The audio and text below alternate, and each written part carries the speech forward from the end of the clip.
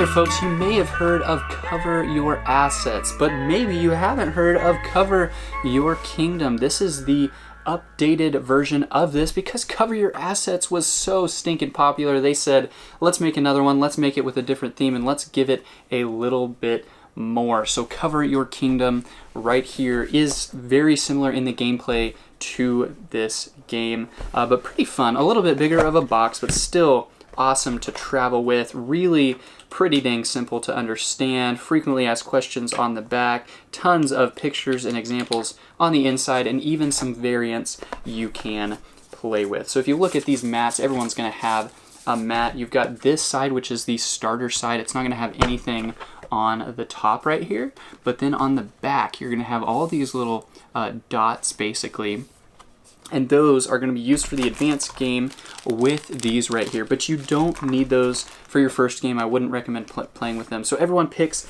a kingdom. I'm going to be Griddlemirth right here. You take the little crown right here and you give that to whoever starts.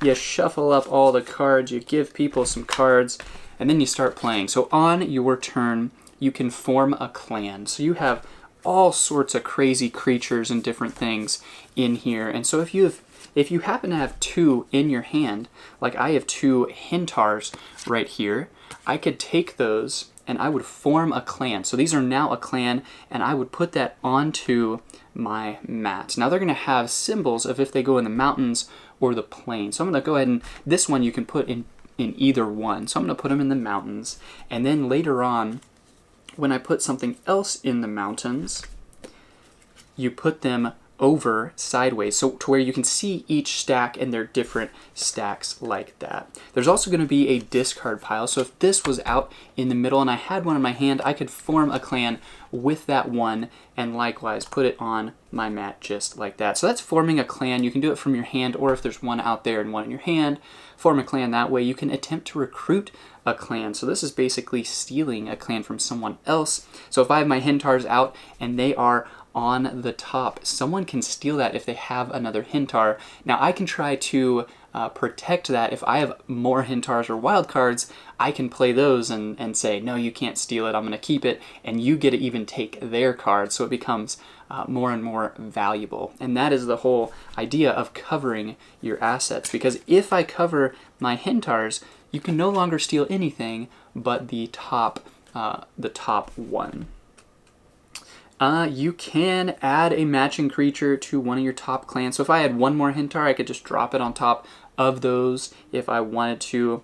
You can employ the service of free creatures. So there's action cards in here, some creatures that lets you do fun little things, steal clans from other people, trade clans, all sorts of different things like that. Or if you can't do much else, you basically discard a creature and then you replenish, you draw one creature. So you're doing one or two actions every single turn on those turns. So that is basically how the gameplay works, but really fun for how simple it is. And then once you get into it, you do have these different little powers that you can play with on the back of these cards, and there are 1, 2, 3, 4, 5, 6, 7, 8. So you can, and 8 mats, you can play with up to 8 people. Really enjoyable game, being able to play that, trying to decide what kind of things to do, but just a fun one just to dive into and play. So hopefully that gives you a nice little touch and a taste